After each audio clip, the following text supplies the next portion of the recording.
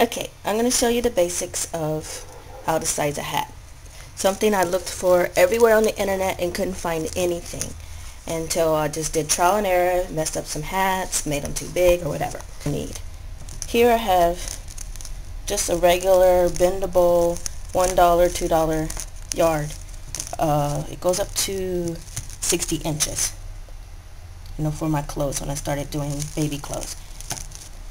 Or you can use this out of your garage, borrow it if you need something quickly, if you're just starting out. Go all the way around. If you have a lot of hair, don't squeeze. Leave it out a little bit for a lot of hair, because your hat might not squeeze your hair down. But for her, it's okay. She's exactly 21 inches where it meets. You can see the silver part meeting. She's 21 inches. Well, what does that mean? I'll show you. I'll give you a regular sized hat. You know how we start out with the circle? Maybe I'll get you a different one. That's a bigger one. You can clearly see the circle in this hat to begin with. Okay. All your sizing starts here if you don't have a pattern or you want to adjust a pattern. So let's say the radius where when I stopped increasing my circle. My radius starts where I stopped increasing to the other side, right directly in the middle. So this hat's radius is 6 inches when I first started. And depending on what type of hat, you'll start decreasing, and that's your hat size is 6 inches. And look how that size kept going around without decreasing. I did not decrease the hat. I kept going. But if I was to decrease, this 6-inch hat would be big enough for somebody with a lot of hair. Smaller would be for a baby, and larger for dreadlocks. So look at this size. I think this is a 10-inch hat. And then I decrease a lot. I decrease a lot in here to make it a smaller fit around the head. So I decrease until my hat gets to the size of my head, which is 21 inches.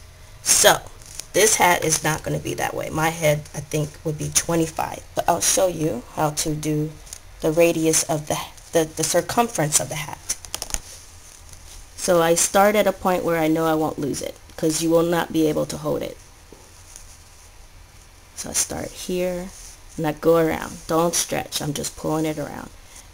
Then go to the other side. This hat I decreased to the size of, actually it should be around 25, but 25, 26, because this is for dreadlocks. So I don't want it to squeeze the person's hair, but it's going to be large enough to have, here's the head. This can be a hood, but right now we're just worried about this. So you see how I made it a slouch just by sizing it 10 inches. And look at all this room for hair and dreadlocks, or just somebody who wants to have, sort of a feel of something on their neck to warm them, to go over their ear.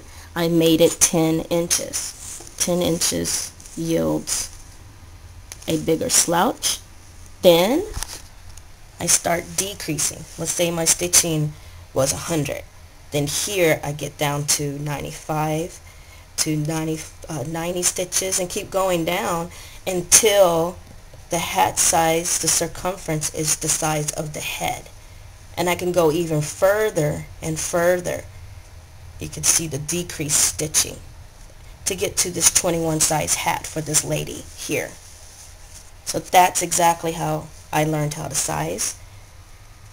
This works, but you cannot do it without some type of measurement.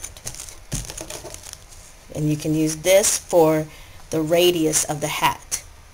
And sometimes what I've also learned, depending on the stitching, if you have more increasing here, even though it's a 6-inch hat, it might come out really big. That part I'm still learning myself. But to get a nice size is to do this way.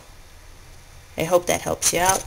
If you have any questions, please ask and I'll do another video. And thank you for watching.